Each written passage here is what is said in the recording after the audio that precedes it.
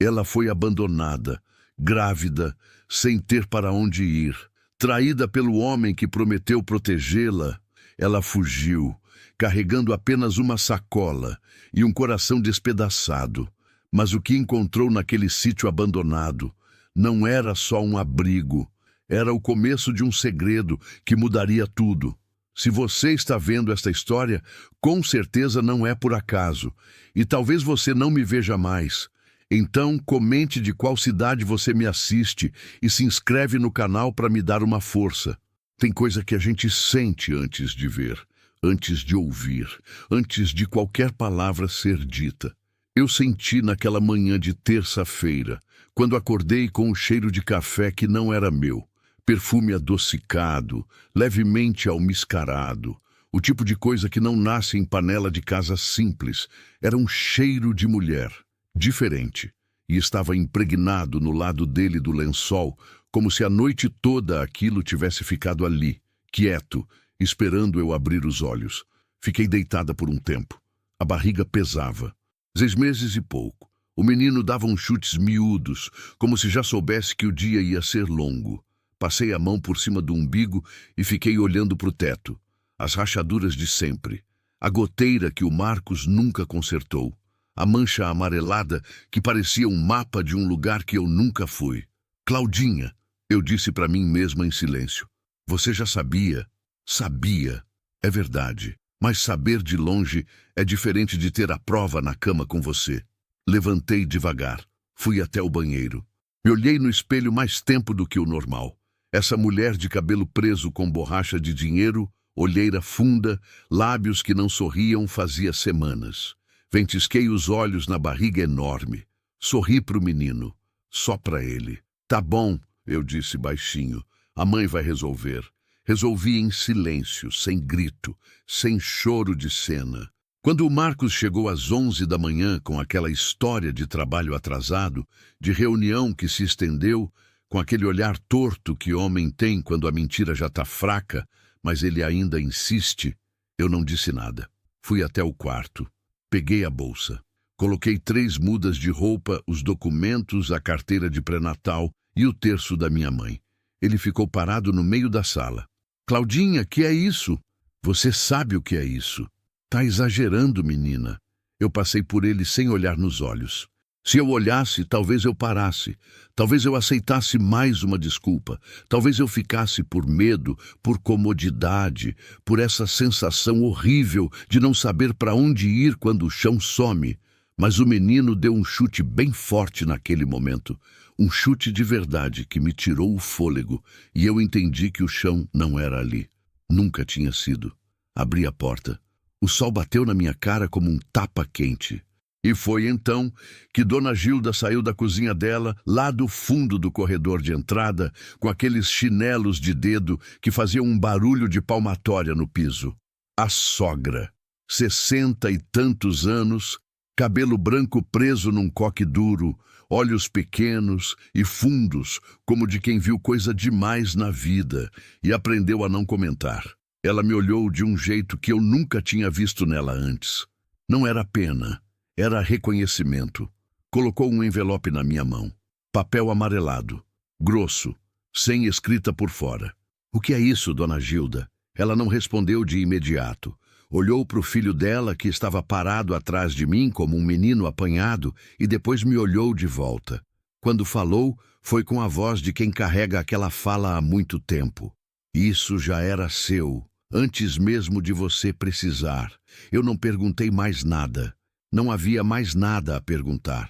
Guardei o envelope na bolsa sem abrir, porque alguma coisa em mim sabia que abrir ali, na frente deles dois, ia estragar alguma coisa. Era um papel que merecia ser lido em silêncio, com calma, sozinha. Cruzei o portão.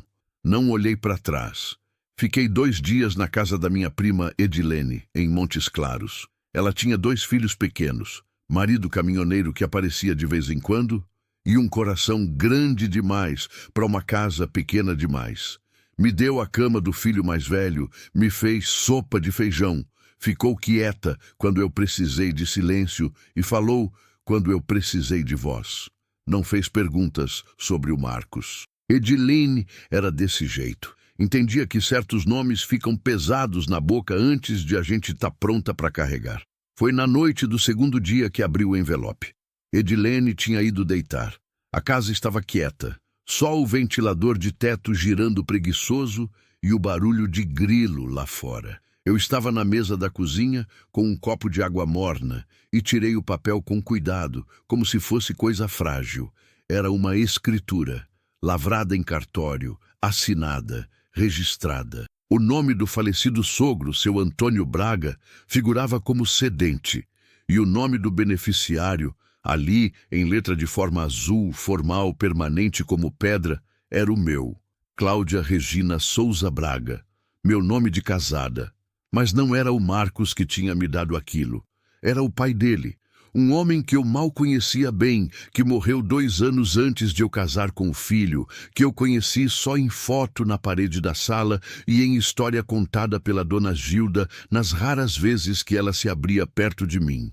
O sítio ficava a 200 e tantos quilômetros, numa estrada de terra que sai de um município pequeno chamado Vereda do Meio, zona rural funda do norte de Minas. Tinha nome. Seu Antônio tinha dado nome. Sítio Boa Promessa. Fiquei olhando para aquele nome por um longo tempo. Boa Promessa. Passei os dedos pelas letras como quem lê braille. A barriga pesava. O menino estava quieto. E eu pensei em seu Antônio Braga, esse homem que eu nunca conheci direito, que morreu antes de me ver, que não sabia meu nome quando era viva da esperança de ele e eu nos sentarmos numa mesa. E me perguntei o que era possível saber de uma pessoa para fazer uma coisa dessas. Deixar uma terra para uma nora que o filho ainda nem tinha levado para casa, como se ele tivesse visto o futuro, como se ele tivesse visto eu, ou como se ele soubesse exatamente como o filho dele ia ser. Dobrei o papel com cuidado. Fiquei mais um dia em Montes Claros, só para arrumar a cabeça. Depois falei para Edilene que eu ia para lá. Ela me olhou com aquele jeito dela, meio de lado. Sozinha? Grávida? Num lugar que você nunca foi? É meu, Edilene. Ela ficou em silêncio. Depois disse, você sempre foi louca. E começou a me ajudar a fazer mala. A viagem foi longa. Primeiro ônibus até Januária. Depois carona com um senhor de chapéu que tinha uma caminhonete cheia de sacos de calcário e que não falou praticamente nada o tempo todo, o que me pareceu uma bênção. A estrada de asfalto foi cedendo aos poucos para a estrada de terra, que foi cedendo para uma trilha de barro seco e capim alto dos 2 lados. E o sol do norte de Minas batia pesado como coisa viva, como se tivesse intenção. Aqui, ó, disse o homem, num determinado ponto onde não havia nada além de uma porteira de madeira carcomida e um fio de arame farpado se estendendo pelos 2 lados. Deve ser esse. Desci com a bolsa. Ele descarregou minha mala do caçamba, sem dizer mais nada, e foi embora levantando uma nuvem de poeira vermelha que demorou muito para baixar. Fiquei sozinha. Empurrei a porteira. A madeira gemia. O arame estava frouxo. O caminho de terra batida seguia em linha reta por uns 200 metros até o que restava de uma casa, paredes de adobe ficadas de pé, mas o telhado desabado, janelas sem vidro, sem madeira, abertas como bocas sem dente. Uma mangueira velha e torta do lado direito.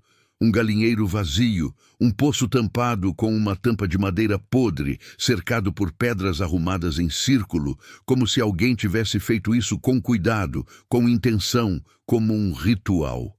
E o silêncio.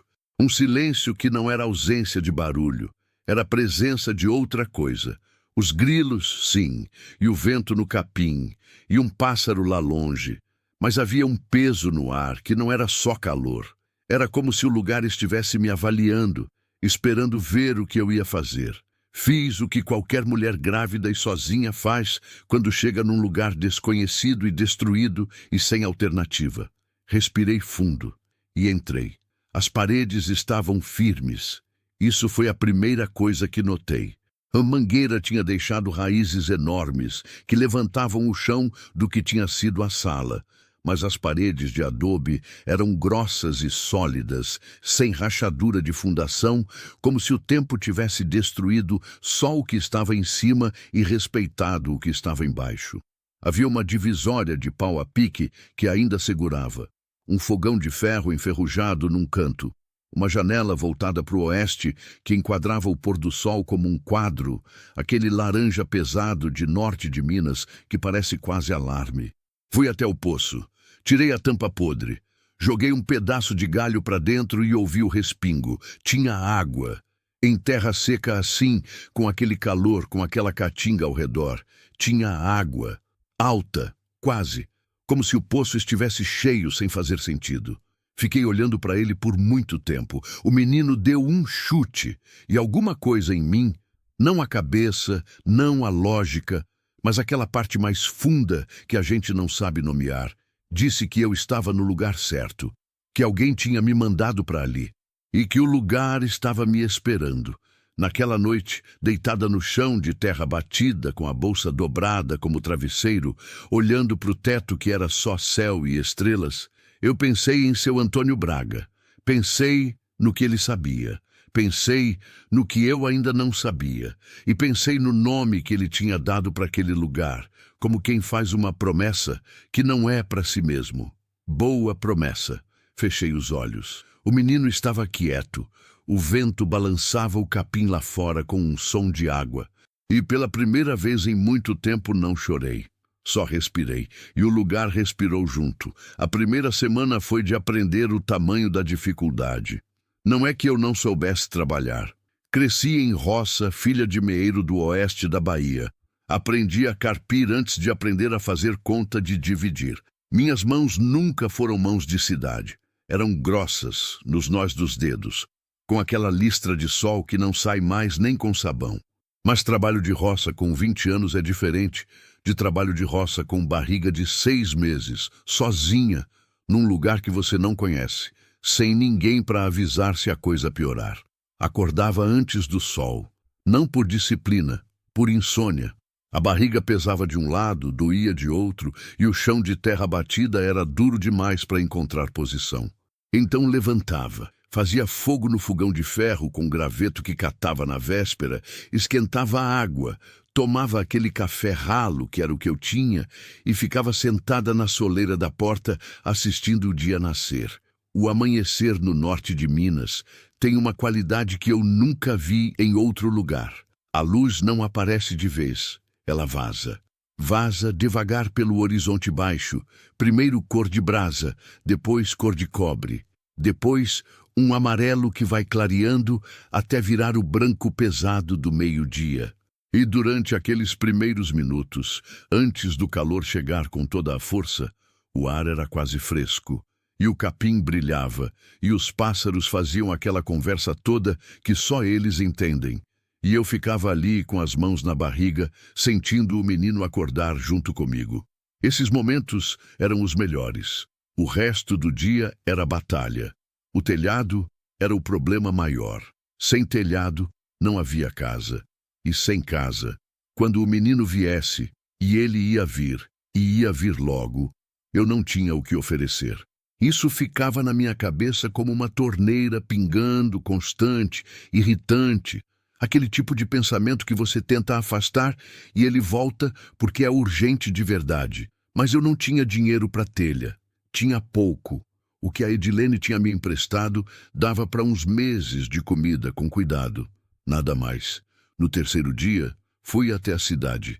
Vereda do Meio era pequena, uma rua principal de asfalto, uma igreja, um mercado, uma farmácia, um bar que dobrava como ponto de ônibus. As pessoas me olhavam com aquela curiosidade discreta do interior, sem encarar direto, mas eu sentia o olhar nos ombros enquanto andava. Mulher grávida, estranha, sozinha, carregando uma lista de material de construção que ela claramente não tinha como pagar.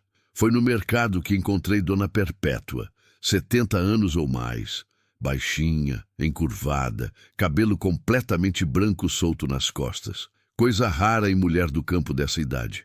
Usava um vestido florido, desbotado e carregava uma sacola de feira no braço com a força tranquila de quem nunca aprendeu a precisar de ajuda. Me olhou de frente, sem cerimônia. Você é a que foi para o sítio do seu Antônio, disse. Não perguntou, afirmou. Eu parei. Sou Cláudia. Sei quem você é, ela disse, e pegou um pacote de arroz da prateleira como se a conversa já estivesse encerrada nesse ponto. Mas depois acrescentou de costas. Vou mandar meu neto amanhã. Ele sabe fazer telhado. Dona Perpétua. E não precisa pagar agora não. Precisa depois, quando puder. Ou nunca, se não puder. Seu Antônio fez muita coisa boa por essa terra. A gente não esquece. Fui embora sem saber o que dizer. Essa é uma dificuldade que ninguém fala. Receber ajuda quando você foi ensinada a vida toda que aceitar é fraqueza. Eu tinha engolido orgulho no portão da casa do Marcos, mas engolir orgulho por necessidade é diferente de aceitar bondade de graça. Essa segunda coisa é mais difícil. Exige uma humildade diferente, uma que vai mais fundo. Na manhã seguinte, o neto de Dona Perpétua estava na porteira às 6 da manhã. Valmir, 18 anos, ombros largos, poucas palavras, jeito de quem foi criado sabendo que o trabalho fala mais alto que a boca. Trouxe uma carriola, uma enxada, um serrote e uma lona. Não perguntou o que precisava ser feito. Olhou a casa de fora, andou ao redor, subiu no que restava de uma parede para ver os caibros, desceu e começou. Eu trabalhei do lado, não como ajudante, como alguém que também sabia trabalhar. Ele percebeu isso no primeiro dia e parou de me tratar como visita. Ficamos em silêncio a maior parte do tempo. Era um silêncio bom. Foi Valmir quem me mostrou as marcas. Estava no 5º dia, quando estávamos limpando o interior da casa, tirando o entulho, varrendo a terra batida, quando ele parou perto de uma parede do fundo, a parede que dava para o quintal, e chamou com um som curto, sem palavra, só um com a cabeça inclinada. Me aproximei. Na parede de adobe, coberta de fuligem e mofo escuro, havia desenhos. Não eram pinturas, eram entalhes, sulcos na argamassa, feitos com instrumento fino, com cuidado, formas que eu não reconhecia de imediato, círculos sobrepostos, linhas em espiral, e no centro de tudo, uma figura que lembrava uma árvore estilizada, com raízes que desciam e galhos que subiam com a mesma extensão, como se o que estava embaixo fosse igual ao que estava em cima. Fiquei olhando por muito tempo. Mas o que é isso? Perguntei. Valmir coçou a nuca. Vó sabe, disse, mas ela só conta quando quer. Fotografei com o celular. Fui até a cidade naquela tarde e mostrei para Dona Perpétua na porta de casa dela. A velha olhou a tela por um segundo, só um segundo, e me devolveu o celular com uma expressão que eu não soube ler. Não era surpresa. Era mais parecido com confirmação. Seu Antônio fez isso, ela disse. Por quê? Ela ficou em silêncio por um tempo que pareceu longo demais. Depois, porque ele queria que a terra lembrasse do acordo. Que acordo? Mas ela já tinha entrado em casa e a porta tinha fechado com aquele clique seco de quem encerrou o assunto por hoje. Naquela noite não consegui dormir de jeito nenhum.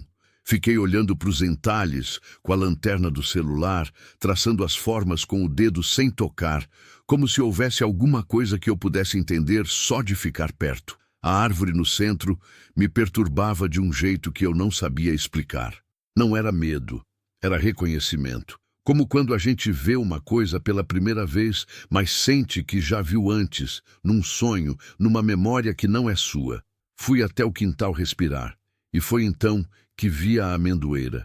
Estava no canto esquerdo do quintal, encostada na cerca, e eu tinha passado por ela todo dia sem prestar atenção, porque parecia só mais um toco morto. Madeira cinza, casca rachada, sem uma folha, sem um galho vivo. O tipo de árvore que a seca matou faz tanto tempo que já nem lembra mais de ser árvore. Mas naquela noite, com a claridade fraca da lua de quarto, eu vi. No meio do tronco morto, numa fissura da casca velha, havia um broto, verde, pequeno como a ponta de um lápis, mas verde, um verde impossível naquele lugar seco, naquela terra dura, naquele silêncio de abandono. Fiquei na frente dele por um tempo que não sei medir. O menino deu um chute. Levei a mão para a barriga e disse bem baixinho, como se fosse segredo: "A gente vai ficar bem." Não sei para quem disse, pro menino, para mim, para seu Antônio, que estava em algum lugar nisso tudo. Eu sentia. Talvez para aquele broto miúdo que não tinha motivo nenhum para estar ali e estava assim mesmo. O Marcos apareceu no 12º dia. Eu estava no telhado. Sim, eu, ajudando Valmir a assentar as últimas fileiras de telha que conseguimos de segunda mão numa fazenda vizinha. Ouvi o carro antes de ver. Aquele ronco de motor de carro de cidade na estrada de chão levanta um tipo particular de poeira. Fino, chato, insistente. Desci devagar, com cuidado. Valmir ficou quieto em cima, mas eu senti que ele estava prestando atenção. O Marcos desceu do carro com aquele jeito que eu conhecia, camisa aberta no colarinho, óculos escuros, o andar de quem sempre achou que o espaço que ocupa lhe pertence por direito. Olhou para casa, para as paredes, para o trabalho feito e teve um momento, breve, mas eu vi, de algo que parecia surpresa. Ele não esperava isso. Ele esperava me encontrar em ruínas. Esperava uma mulher destruída pedindo para voltar. Engoliu a surpresa depressa. Claudinha. Marcos, precisamos conversar. Pode falar. Ele olhou para o Valmir no telhado. Abaixou a voz. Não assim. Sozinhos. Pode falar assim. Uma pausa. Ele mordeu o canto do lábio. Coisa que fazia quando estava irritado e tentava não mostrar. Esse sítio tem uma situação legal. Minha mãe não podia ter dado isso para você sem passar pelo inventário do meu pai. Isso tem que ser regularizado. Olhei para ele. Olhei por muito tempo, com aquela calma que às vezes a gente consegue quando está além do medo, quando já não tem mais o que perder, e isso vira uma liberdade estranha. Tem advogado? Tenho. Então fala com o meu. Dei o número da Edilene, que era a única pessoa que eu conhecia, que conhecia a gente. E não volta aqui sem aviso, Marcos. Aqui é minha casa. Ele ficou parado. Aquele olhar que eu conhecia, o olhar de homem que não está acostumado a ouvir, não de mulher que deveria estar quebrada. Você vai arrepender, disse. Já me arrependi de coisa muito maior, respondi. E estou aqui de pé. Ele entrou no carro, foi embora. A poeira subiu vermelha e foi se desfazendo no calor. Valmir desceu do telhado com um balde de telha que não precisava descer ainda. Fingiu que não tinha ouvido nada, mas quando passamos um pelo outro na porta da casa, ele disse sem parar, sem me olhar: "A avó tem um advogado primo dela em Montes Claros. Boa pessoa." Entrei na casa, sentei no chão. Fiquei ali por 5 minutos só respirando, com as mãos na barriga, sentindo o menino tranquilo, como se nada tivesse acontecido. Como se ele já soubesse que a mãe ia dar conta. Nessa noite a chuva veio. Veio de repente, do jeito que chuva de sertão vem. Sem aviso, sem neblina de preparação. Só um trovão distante e, de repente, a água descendo como castigo e como graça ao mesmo tempo. Eu estava dentro da casa com a lona tapando a parte do telhado que ainda faltava, e a chuva martelava a telha nova com um barulho que era quase música. Sentei perto da janela que dava para o oeste. Lá fora, o quintal virou um espelho d'água. A amendoeira, o toco morto com o broto miúdo, estava sendo encharcada, o tronco cinza escurecendo com a umidade, e eu fiquei olhando para ela com aquela sensação difícil de nomear. Peguei a escritura na bolsa, passei os dedos no nome do seu Antônio. Pensei no acordo que Dona Perpétua tinha mencionado e não explicado. Pensei nos entalhes da parede, pensei no poço cheio em terra seca. Que você sabia, seu Antônio? A chuva batia. O menino chutava. A amendoeira dobrava levemente no vento, mas não quebrava. E debaixo da casa, nas fundações grossas de pedra e barro que o tempo não tinha conseguido tocar, alguma coisa permanecia intacta, quieta, esperando, como uma promessa que ainda não tinha sido cumprida, mas que estava prestes a ser. O menino não esperou a casa ficar pronta. Ele nunca foi de esperar esse. Desde dentro já dava sinal. Chutava na hora errada, virava quando não devia, ficava quieto quando eu precisava de movimento para saber que estava bem, e se mexia feito doido quando eu tentava descansar. Tinha personalidade própria antes de ter nome. Eu já sabia disso. Faltavam 3 semanas para o prazo que a médica de Montes Claros tinha me dado quando acordei de madrugada com uma dor que não era das que eu conhecia. Não era cólica, não era aquela pontada de ligamento que a gestação dá às vezes. Era outra coisa, uma pressão que subia e descia com uma periodicidade que meu corpo reconheceu antes que minha cabeça entendesse o que estava acontecendo. Fiquei quieta por um momento, no escuro, escutando. A casa estava em silêncio. Valmir não dormia ali. Ia embora todo fim de tarde, voltava toda manhã. Esse era o acordo não dito. Eu estava sozinha. O celular tinha 2 riscos de sinal, coisa que aparecia e sumia, dependendo de para onde a antena da operadora estava com vontade naquele dia. Tentei ligar para Edilene. Caiu. Tentei de novo. Caiu de novo. Fiquei sentada na beirada do que eu chamava de cama, um colchão fininho que Valmir tinha trazido numa das viagens, apoiado em tijolos para ficar do chão, e respirei do jeito que a enfermeira tinha me ensinado na última consulta. Devagar, pelo nariz, soltando pela boca, devagar. O corpo sabe o que fazer, ela tinha dito. Seu corpo foi feito para isso. Confie. Eu confiei. A dor veio em ondas. Entre uma onda e outra havia uma pausa. E nessas pausas, eu pensava com clareza absurda, aquela lucidez estranha que às vezes a emergência traz, como se o cérebro soubesse que não tinha tempo para desperdício. Pensei que precisava de água, pensei que precisava de luz, pensei que precisava de alguém. E então ouvi batida na porta. Eram quase 2 da manhã. Abri com dificuldade, segurando no batente. Na soleira estava Dona Perpétua, de vestido florido, de chinelo, lanterna na mão, sacola no braço. Como se soubesse, como se tivesse saído de casa antes de eu ligar, antes de eu precisar, antes de qualquer coisa que pudesse ter avisado. Olhei para ela sem conseguir falar. Ela entrou sem ser convidada. Entrou com aquela autoridade tranquila de quem não pede licença, porque sabe que a licença já foi dada antes de existir. Colocou a sacola na mesa. Acendeu o lampião que eu tinha num canto. Lavou as mãos na bacia. Quanto tempo entre uma dor e outra? Perguntou de costas. Uns 8 minutos. Ainda tem tempo, virou para mim. Mas não muito. Vamos. Como a senhora sabia? Ela me olhou com aqueles olhos fundos e pequenos. Seu Antônio me pediu para cuidar desse sítio, disse simplesmente. E do que nascesse dele. Não entendi naquele momento. Não tinha como entender.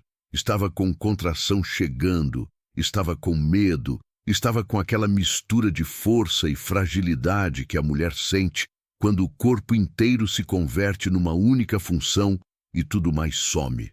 Mas guardei a frase. Gravei ela no lugar onde a gente guarda as coisas para entender depois. Meu filho nasceu naquela casa às 4h40 da manhã. Nasceu no colchão de tijolos, com Dona Perpétua guiando tudo com mãos que sabiam o que faziam. Mãos que já tinham feito aquilo muitas vezes, eu percebi, mãos que conheciam o caminho. Não houve complicação, não houve drama, houve dor. Uma dor que não tem comparação possível, que é ao mesmo tempo a coisa mais violenta e mais sagrada que o corpo humano faz. E houve um silêncio de segundos que pareceu eterno, e depois o choro, fino, agudo, com raiva, do jeito que os vivos anunciam que chegaram. Ela colocou ele no meu peito e eu não disse nada por um tempo que não sei medir. Só fiquei olhando para aquela cara amassada e vermelha e furiosa com o mundo, aquela boca aberta gritando, aquelas mãos minúsculas fechadas em punho, e senti uma coisa que não tem nome certo na língua portuguesa. É mais que amor, é reconhecimento. É a sensação de que você já conhecia aquela pessoa e estava esperando ela aparecer. Como vai chamar? Dona Perpétua perguntou, enquanto limpava as coisas com aquela eficiência calma dela. Olhei para o menino. Pensei no envelope amarelado. Pensei no nome do lugar. Antônio, eu disse. A velha parou por um segundo. De costas, eu não vi o rosto dela. mas vi os ombros subirem uma vez, devagar, como quem respira fundo para não deixar escapar alguma coisa. Bom nome, ela disse. E só. Nos 3 dias seguintes, Dona Perpétua ficou. Dormiu no canto, comeu pouco, trabalhou muito. Cuidou de mim, cuidou do Antônio, ensinou o que precisava ser ensinado sobre amamentar, sobre pegar, sobre dormir com o recém-nascido sem esmagar. Não fiz perguntas sobre o sítio, não era hora. Havia uma prioridade única que pesava 8,5 volumes e mamava de 2 em 2 horas. Foi no 4º dia, quando eu já estava de pé e o Antônio estava dormindo no improviso de berço que Valmir tinha feito com caixote e pano, que Dona Perpétua disse: "Você precisa ver o poço." Eu olhei para ela. "Eu já vi, tem água." "Não é isso." Ela pegou o lampião. "Vem." O sol estava baixo. A tarde tinha aquela cor de ferrugem que o norte de Minas tem no fim do dia, quando a poeira do dia todo fica suspensa no ar e o sol atravessa ela e tudo fica tingido de um laranja escuro, quase marrom, quase alarme. Fomos até o poço. A tampa de madeira podre eu tinha tirado no 1º dia, mas Dona Perpétua foi até a pedra grande do lado, uma pedra chata, larga, que eu tinha achado que era só pedra, e se ajoelhou, passou a mão pela borda inferior, encontrou alguma coisa, fez força. A pedra era uma tampa. Embaixo havia uma cavidade rasa, não funda, não assustadora, só uns 30 centímetros de profundidade, cavada na terra dura, protegida pela pedra. E dentro havia um embrulho de couro encerado, amarrado com corda de sisal, preto de terra e tempo. Olhei para ela. "Seu Antônio enterrou", ela disse, "antes de ficar doente. Me pediu para não mexer até que chegasse quem era de direito. E como a senhora sabia que era eu? Porque quando você entrou nesse terreiro, a amendoeira brotou." Ela disse isso sem enfeite, sem drama, como quem diz que vai chover quando vê nuvem carregada. Fato, observação, conclusão. Ele disse que era assim que ia ser. Peguei o embrulho. Era pesado. Desamarrei a corda com cuidado. A sisal estava ressecada, mas intacta, e abri o couro. Dentro havia 3 coisas. A primeira era um caderno. Capa dura, preto, com o nome Antônio Braga escrito no canto com caneta azul desbotada. A segunda era uma pequena bolsa de tecido fechada com nó, e dentro eu senti alguma coisa firme, redonda, pequena. A terceira era uma carta, dobrada em 4, com meu nome escrito na frente, meu nome Cláudia. Não meu nome de casada, só meu nome de batismo, o nome que só a minha mãe usava quando estava séria. O nome que eu nunca tinha dado ao Marcos para registrar no casamento. Ele que tinha insistido em Cláudia Regina, formal e completo. Só Cláudia, simples, como se ele me conhecesse da forma que importa. As mãos tremeram. Dona Perpétua ficou de pé atrás de mim, quieta como sentinela. Abri a carta. A letra era de homem velho e cuidadoso, grande, um pouco trêmula, mas determinada. A caneta tinha pressionado o papel com força, como quem sabe que está escrevendo para durar. Cláudia, se você está lendo isso, é porque chegou até aqui, e isso já é tudo o que eu precisava saber. Não te conheço de nome, mas te conheço de tipo. Conheço mulher que carrega coisa pesada sem dobrar o joelho, que chega em terra estranha e começa sem pedir desculpa por estar.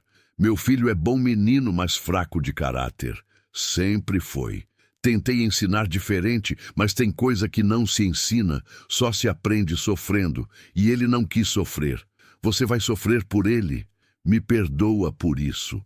Se pudesse ter impedido, impedia. Esse sítio é seu de verdade. Não é presente, é restituição.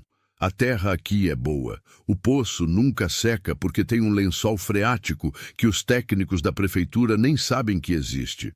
Meu pai descobriu cavando para plantar eucalipto e encontrou água onde não devia ter. Guardei o segredo porque terra com água em sertão seco vale o que o invejoso não pode saber. No caderno tem o mapa das divisas reais, que são maiores do que a escritura mostra. O restante está numa área que registrei em nome de Perpétua por segurança, e ela vai transferir quando você chegar. Tem nascente no fundo do mato, do lado leste. Tem terra roxa perto do córrego que dá qualquer coisa que plantar. A bolsinha tem uma semente, da amendoeira que plantei quando meu pai morreu. Planta ela no lugar que você escolher para ficar. Onde ela pegar é onde você pertence. Cuida do que nasce aí. Seja filho, seja planta, seja você mesma. Deus te abençoe, moça. Antônio Braga. Fiquei com a carta na mão por muito tempo. O sol tinha descido mais. A luz estava quase roxa agora, aquela hora entre o dia e a noite que no interior as pessoas chamam de boca da noite. Quando os animais mudam de turno e o ar esfria de repente, como uma porta que abre. A senhora sabia de tudo isso? Eu disse. Não era acusação, era constatação. Sabia do acordo. Ela respondeu. Não sabia de você, só sabia que ia aparecer alguém. E o acordo? Que acordo é esse que a senhora fica mencionando? Ela respirou fundo, sentou na pedra do poço com aquela canseira de quem já está pronto para contar porque é hora. Seu Antônio tinha uma dívida com essa terra, ela começou. Quando era jovem, esse sítio pertencia a uma família de poceiros. Família pobre, muitos filhos, terra boa. O pai dele queria a terra e conseguiu ela de um jeito que não foi direito. Dívida forjada, documento que não era documento de verdade, gente de fora para pressionar. Ela parou. Seu Antônio era menino, não fez nada, mas cresceu sabendo e cresceu carregando. E o acordo? Ele prometeu que a terra ia voltar a servir a quem precisasse dela, não a quem herdasse por sangue, a quem chegasse por necessidade e ficasse por mérito. Ela me olhou. Você chegou sem ter para onde ir, e ficou. E construiu, sem reclamar para o céu, sem pedir que ninguém resolvesse por você. Esse era o sinal que ele disse que ia aparecer. O Antônio chorou lá dentro da casa. Aquele choro fininho de recém-nascido que corta o ar. Me levantei, fui até ele. Peguei no colo. Fiquei na janela que dava para o quintal e olhei para a amendoeira. O toco cinza com o broto que agora tinha 3 folhinhas abertas, pequenas como unhas, verdes de um verde que parecia impossível. Onde ela pegar é onde você pertence. Segurei o Antônio mais fundo no peito. E pela primeira vez, desde que tinha cruzado aquele portão com a bolsa na mão e a barriga pela frente, chorei. Não de tristeza, não de medo. Chorei daquele choro que vem quando a tensão termina. Quando o perigo passou, quando a gente finalmente pode soltar o que estava segurando com toda a força, porque não tinha mais ninguém para segurar. Chorei de alívio. Chorei de gratidão para um homem morto que nunca me viu, mas me enxergou. Chorei porque meu filho estava no meu colo, e a casa estava de pé, e a água não tinha secado, e a árvore tinha brotado, e eu estava aqui. Estava aqui. Naquela noite, depois que Dona Perpétua foi embora e o Antônio dormiu, abri o caderno do seu Antônio. A primeira página tinha o mapa, feito à mão, com cuidado de quem passou tempo nisso, cada divisor nomeado, cada córrego marcado, a nascente do lado leste desenhada com uma setinha e as palavras nunca seca escritas ao lado entre parênteses, como um segredo contado em voz baixa. A terra era quase o dobro do que a escritura mostrava. Folheei as outras páginas. Eram anotações, plantio, clima, o comportamento do lençol freático em cada estação, observações sobre o solo, nomes de pessoas da região que eram de confiança e nomes de outros que não eram. Havia uma página só, com uma frase repetida várias vezes, como quem estava praticando, como quem estava tentando acreditar no que escrevia. A terra não guarda rancor. A terra só guarda o que planta. E na última página, sozinha, com letra diferente das outras, mais apressada, mais funda no papel, como se tivesse sido escrita num momento de urgência. Quando ela chegar, a amendoeira vai saber. Fechei o caderno. Olhei para o teto, que agora tinha telha, que agora protegia, que agora era teto de verdade. Pensei no Marcos. Pensei que ele ia voltar com advogado, com papel, com aquele jeito de homem que acha que tudo que a mulher tem é emprestado. E pensei que eu ia estar pronta, que ia ter papel também, que ia ter Perpétua e Valmir, e o primo advogado de Montes Claros, e a nascente do lado leste, e o lençol freático que ninguém sabia, e a terra roxa perto do córrego. Ia ter tudo o que eu precisava, porque seu Antônio tinha passado a vida inteira juntando o que eu ia precisar, e porque eu tinha chegado. Lá fora, a noite estava quieta. Um besouro batia na parede. O vento vinha do leste, fresco, carregando um cheiro de mato molhado que era quase promessa. E na amendoeira, invisível no escuro mas lá, teimosa e impossível, o broto continuava abrindo, folha por folha, como se soubesse que tinha tempo, como se soubesse que agora havia alguém para ver. O Marcos voltou numa quinta-feira de agosto. Eu sei o dia porque o Antônio tinha completado 40 dias naquela manhã, e eu tinha acendido uma vela pequena na janela que dava para o quintal, coisa que minha mãe fazia para marcar os dias que importavam. Uma vela, uma prece, um minuto de silêncio antes de continuar. Era um ritual sem nome, desses que a gente herda sem que ninguém ensine, que passa de mão em mão entre as mulheres de uma família como receita sem medida escrita. Estava amamentando o menino na soleira quando ouvi o carro. Dessa vez não veio sozinho. Eram 2 carros, o dele, aquele prata de cidade, e um outro, branco, com placa de Montes Claros. Do segundo, desceu um homem de pasta, camisa social, ar-condicionado ainda saindo da roupa. Advogado, com aquele jeito que advogado de homem com dinheiro tem. Não é arrogância aberta, é uma arrogância de postura, de quem aprendeu que não precisa levantar a voz porque a voz dele já chega antes dele. O Marcos desceu depois, óculos escuros, camisa fechada dessa vez, mais formal, como se tivesse ensaiado. Eu não me levantei. Fiquei sentada na soleira com meu filho no colo, coberta com o pano de amamentar, e os olhei chegando pela trilha de terra batida, com aquela calma que a gente desenvolve quando já não tem mais medo do que achava que tinha medo.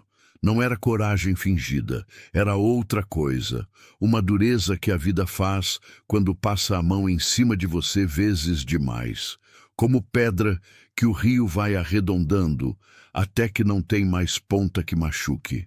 Cláudia, o Marcos disse. Marcos. Olhei para o advogado. Quem é o senhor? Doutor Fabrício Leal. Ele abriu a pasta antes de chegar perto, como quem já começa o argumento à distância. Represento os interesses do senhor Marcos Braga no que se refere ao espólio do falecido Antônio Braga. A senhora foi notificada de que existe uma contestação. Não fui notificada de nada, eu disse. Meu endereço é esse aqui. Correspondência chega no mercado da Perpétua com ela. Nada chegou.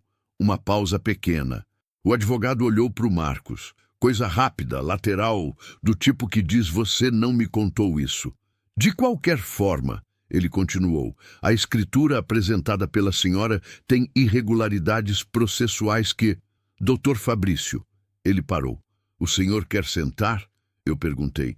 Tem 2 tijolos aqui que servem de banco, ou prefere ficar de pé no sol de agosto? Valmir tinha aparecido do lado da casa sem que ninguém chamasse. Estava limpando uma enxada que não precisava de limpeza, devagar, encostado na parede, do jeito que homem do campo aparece quando precisa aparecer sem parecer que estava esperando. O advogado ficou de pé. O Marcos também. Eu fiquei sentada. O doutor Fabrício explicou o que tinha para explicar. Inventário não concluído. Cônjuge com direito a contestar doação feita antes do matrimônio. Questionamento sobre a capacidade civil do seu Antônio no momento da lavratura, dado que o homem já estava doente.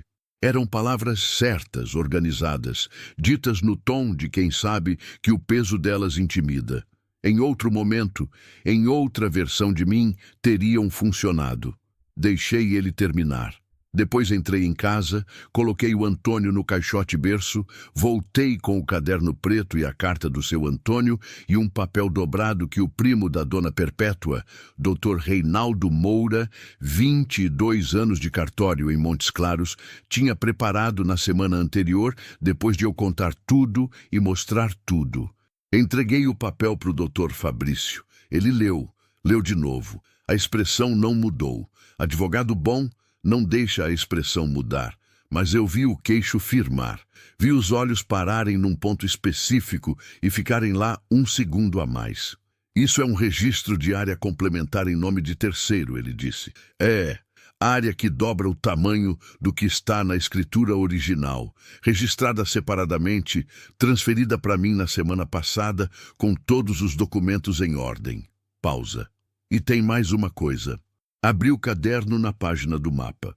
Mostrei a nascente do lado leste. Mostrei as anotações sobre o lençol freático. Tem água aqui embaixo que não aparece em nenhum levantamento técnico da região. Meu sogro, seu pai, eu disse, olhando para o Marcos, passou anos mapeando isso. Sozinho, sem contar para ninguém. Fechei o caderno. Essa terra não é só o dobro de tamanho, é a única propriedade num raio de 40 quilômetros com água garantida o ano inteiro. O senhor sabe quanto isso vale no mercado de arrendamento de pastagem para o gado? Silêncio. O sol batia pesado. Um carro passou lá longe na estrada de chão, levantando poeira. O Marcos tirou os óculos escuros pela primeira vez. Me olhou com aquele rosto que eu tinha dormido do lado por 3 anos. Aquele rosto que eu tinha achado que conhecia e que agora era de um estranho completo. E no fundo dos olhos dele, eu vi não raiva, não arrependimento, não vergonha. Vi cálculo. Sempre foi cálculo. O Claudinha. A voz mudou. Ficou mole. Aquela voz que ele usava quando queria alguma coisa. A gente pode resolver isso de um jeito melhor. Para todo mundo. Você com um filho pequeno, sozinha aqui no meio do nada.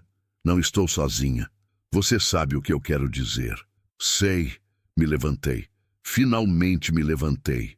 Você quer dizer que eu devia ter medo, que eu devia aceitar algum acordo que parece generoso, mas não é, que eu devia agradecer por você me oferecer metade do que já é meu.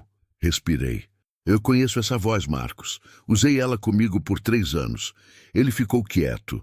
Seu pai não deixou essa terra para você, eu disse, e era a coisa mais dura que eu podia dizer, e eu sabia, e disse assim mesmo porque era verdade, e verdade às vezes dói na exata medida que precisa doer.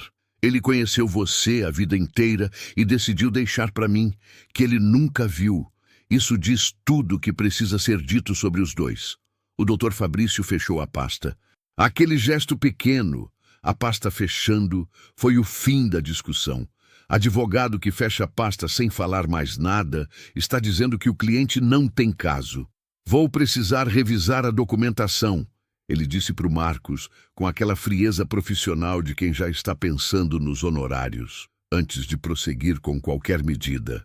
O Marcos colocou os óculos de volta, olhou para casa, olhou para a amendoeira, que agora tinha quase 20 folhas abertas, impossível e verde no meio de tanta coisa seca. Olhou para mim uma última vez, e eu vi, naquele segundo, uma coisa que não esperava ver. Vi tristeza, não arrependimento, esse ele não tinha, mas tristeza. A tristeza de homem que entende tarde demais que desperdiçou alguma coisa que tinha valor. Não eu, ele nunca me viu com valor, mas o pai. A herança que não era de terra, era de caráter. Essa ele tinha desperdiçado e não sabia como buscar de volta. Virei as costas. Entrei em casa. Ouvi os carros irem embora. Fiquei de pé no meio da sala por um longo tempo.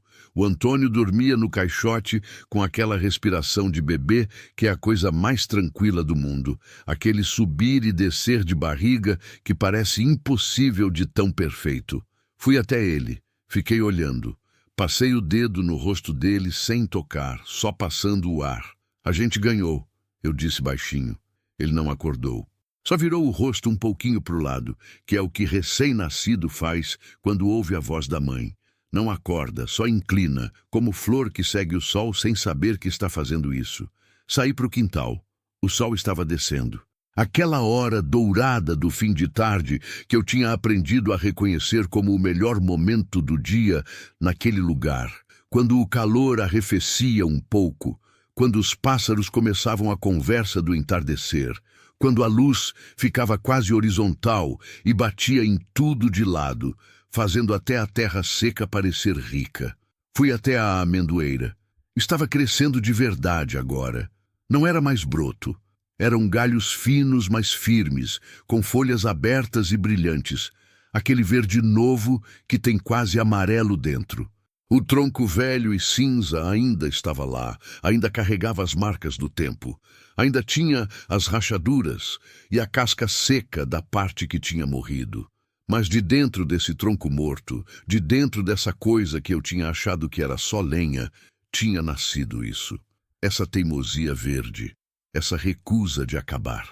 Passei a mão no tronco. A casca era áspera, quente de sol, e embaixo eu sentia a firmeza da madeira boa que o tempo não tinha conseguido podrir. Pensei no seu Antônio plantando essa árvore quando o pai dele morreu. Pensei nele regando, esperando, vendo crescer. Pensei nele, velho e doente, escrevendo no caderno, enterrando o couro no buraco embaixo da pedra, pedindo para Perpétua guardar segredo, acreditando que alguém ia aparecer. Acreditando em mim antes de me conhecer. Abri a bolsinha de tecido que estava no embrulho e ainda não tinha aberto. Dentro havia 3 sementes, pequenas, duras, marrons, com aquele cheiro de coisa antiga que ficou guardada. Sementes da amendoeira, filhas dessa aqui. Fui até o lado da casa que dava para o nascente, o lado que pegava o sol da manhã primeiro, que eu já tinha aprendido que era o mais fresco, o que o vento escolhia mais. Cavei 3 buracos pequenos com os dedos na terra. Coloquei uma semente em cada um. Cobri com cuidado. Reguei com o que tinha no balde. Me levantei. Fui e passei as mãos na calça. Olhei para a terra. Agora é com vocês, eu disse. Dona Perpétua veio naquela noite trazendo caldo de galinha e uma quentinha de arroz com um pequi que cheirava de longe. Sentamos na soleira. Ela, eu, o Antônio, no meu colo acordado e curioso com o lampião. E comemos em silêncio por um tempo. Depois, eu contei o que tinha acontecido com o Marcos. Ela ouviu tudo sem interromper. Quando terminei, ficou um momento quieta, mexendo a colher no caldo com aquele vagar de quem está pensando de verdade. Você ficou com medo? Ela perguntou. Pensei na resposta honesta. Fiquei. Quando o advogado começou a falar, meu coração acelerou feio. Fiquei com medo de não ter documento suficiente, de ter feito alguma coisa errada, de não saber me defender. Mas se defendeu. Me defendi. É isso. Ela tomou uma colherada de caldo. Medo não é o oposto de coragem. Medo, junto com coragem, é o único tipo de coragem que vale alguma coisa. Fiquei em silêncio pensando nisso. O Antônio segurou meu dedo com a mão toda. Aquele reflexo de bebê que aperta sem saber que está apertando, mas aperta forte assim mesmo. Olhei para ele. Ele olhava para o lampião com aquela atenção absoluta de recém-nascido para qualquer fonte de luz, como se a chama fosse a coisa mais importante do mundo. Talvez seja, pensei. Talvez a chama sempre seja. Dona Perpétua, eu disse. A senhora acha que ele sabia? O seu Antônio, acha que ele sabia de verdade que eu ia aparecer? A velha ficou quieta por um tempo longo. Lá fora um bacural chamava. Aquele assobio descendente que o bicho faz na boca da noite, coisa que eu tinha aprendido a reconhecer e que agora me parecia parte da casa, parte do ritmo daquele lugar. Eu acho, ela disse devagar, que ele não sabia de você, mas sabia de alguém. Sabia que o que ele tinha feito de errado na vida, ou o que o pai dele tinha feito, ia precisar de alguém para consertar. E sabia que essa pessoa ia ter que chegar sozinha, sem convite, sem saber que estava sendo esperada. Pausa. Porque é assim que funciona a reparação. Não chega anunciada. E se eu não tivesse vindo? Se eu tivesse ficado em Montes Claros, ou voltado para a Bahia, ou aceitado alguma coisa do Marcos, então teria vindo outra. Ela me olhou. Mas foi você. E você veio do jeito certo, com a barriga pela frente e sem pedir desculpa por precisar. Ri.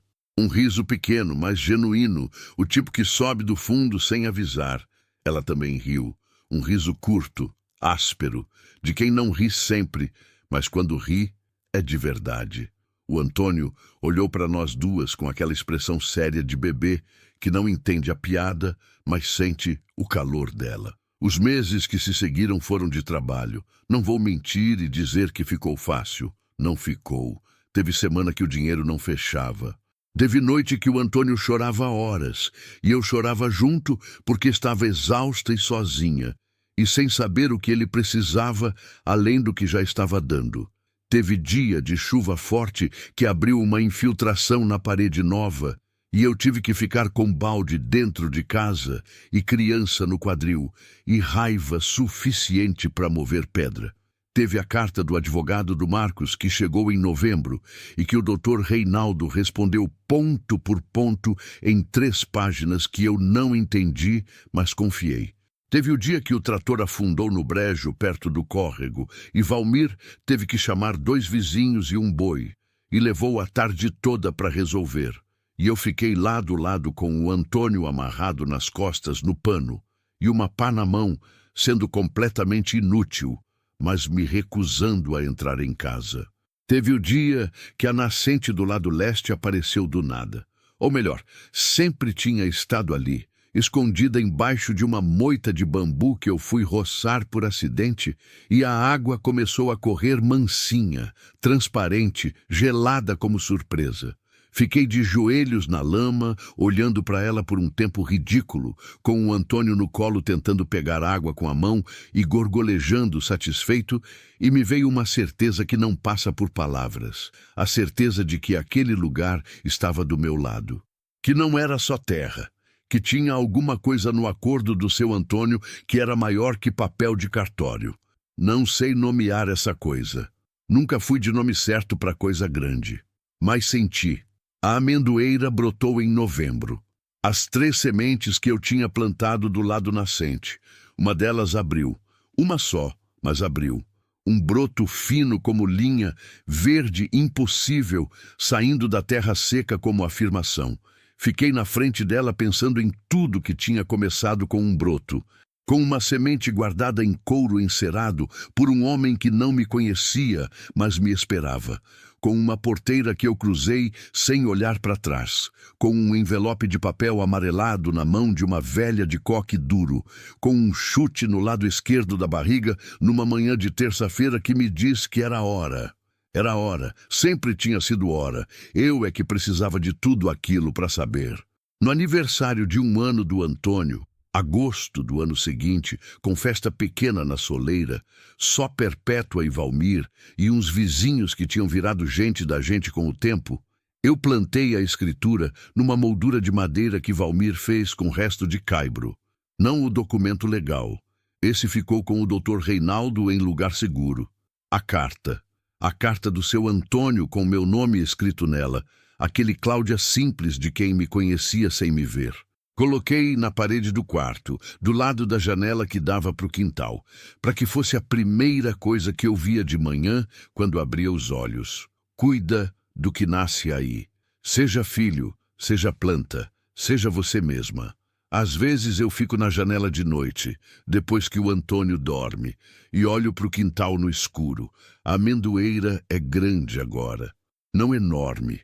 Ainda jovem, ainda crescendo, mas visível no escuro, aquela silhueta de galhos que o vento balança levemente, aquelas folhas que fazem um barulho de chuva miúda quando o vento passa. Do lado nascente, o broto que brotou da semente que plantei está virando árvore também. Vai demorar. Árvore não tem pressa. Eu aprendi a não ter pressa também.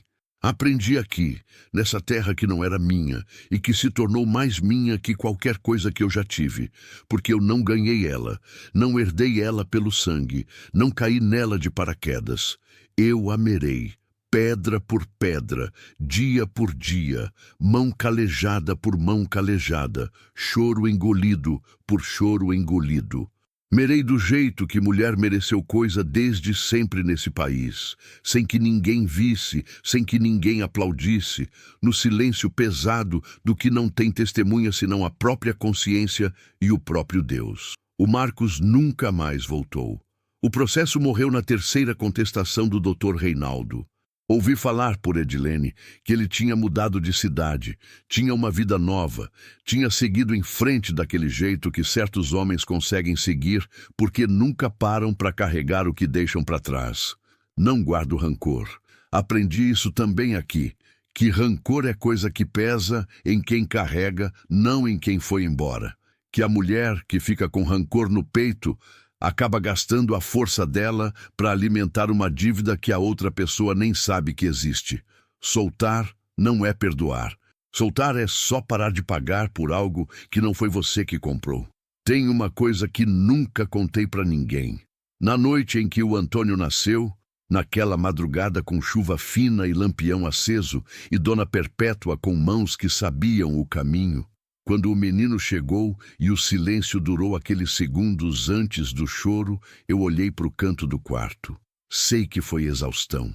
Sei que foi dor e adrenalina e o estado de quem acabou de passar pela coisa mais intensa que o corpo humano faz. Sei disso tudo. Mas vi um homem velho no canto, de camisa xadrez, chapéu na mão, olhando para o menino com aquele olhar de quem reconhece alguém. Durou um segundo. Quando pisei, não tinha nada. Só a parede de adobe com os entalhes. A árvore com raízes tão fundas quanto os galhos, o que está embaixo igual ao que está em cima. Não sei o que vi. Não sei se vi alguma coisa. Mas sei o que senti, que aquela sala estava cheia de gente. Não de assombração, de presença. De tudo que tinha acontecido naquele chão antes de mim, de todas as mãos que tinham tocado aquelas paredes, de todas as promessas que tinham sido feitas e quebradas e refeitas naquele lugar por décadas, e de uma promessa que finalmente tinha sido cumprida. Hoje de manhã, o Antônio foi até a amendoeira. Ele vai sempre, desde que aprendeu a andar, vai direto para ela como se soubesse que tem importância, como se alguma coisa no sangue dele reconhecesse. E ficou lá parado com a mão no tronco, olhando para as folhas, com aquela seriedade de criança de 1 ano que ainda não tem palavra para nomear o que sente, mas sente tudo. Fui até ele, me agachei do lado. Árvore, eu disse. Vore, ele repetiu com aquele esforço lindo de língua que ainda está aprendendo as formas das palavras. Isso. Passei a mão no tronco junto com ele. Essa aqui é nossa. Ele me olhou. Tem os olhos do avô que nunca conheceu. Eu nunca vi foto do seu Antônio jovem, mas tenho certeza assim mesmo, com aquela certeza de mulher que sente mais do que explica. Ficamos os dois ali por um tempo, mão na casca áspera da árvore, o sol da manhã batendo de lado, os pássaros fazendo a conversa deles, o vento passando no capim com aquele som que eu já não consigo separar de silêncio. Para mim agora aquele som é o silêncio. É o silêncio que respira, o silêncio que está vivo. Boa promessa. É o nome que ele deu. É o nome que ficou. E agora eu entendo. Não era só o nome de um sítio. Era uma afirmação, uma crença. A convicção de um homem que errou e quis reparar, que carregou culpa e transformou culpa em legado, que não sabia quem ia aparecer, mas sabia que alguém ia aparecer e deixou tudo preparado assim mesmo. A fé mais difícil não é a fé em Deus, é a fé no que você não vai ver. É plantar sem saber quem vai colher. É deixar a terra boa para quem ainda não tem nome. Eu não sei o que o seu Antônio viu em mim antes de me conhecer, mas sei o que eu encontrei aqui. Uma casa que precisava de mão. Uma água que não secava. Uma árvore que não desistia. Um menino com olhos de quem já existia antes de nascer. Uma velha de coque duro que apareceu na minha porta de madrugada sem ser chamada. Um rapaz de poucas palavras que limpava enxada quando precisava aparecer. E a descoberta, lenta e difícil como tudo que vale, de que eu era mais forte do que o medo que eu carregava. De que perder o que eu tinha achado que era meu abriu espaço para o que sempre foi meu de verdade. De que o abandono que me pareceu fim era começo, só que o começo exigia que eu estivesse inteira o suficiente para reconhecer. Não estava inteira quando cheguei. Estou agora. Não perfeitamente. Nunca se está. Tenho noite difícil.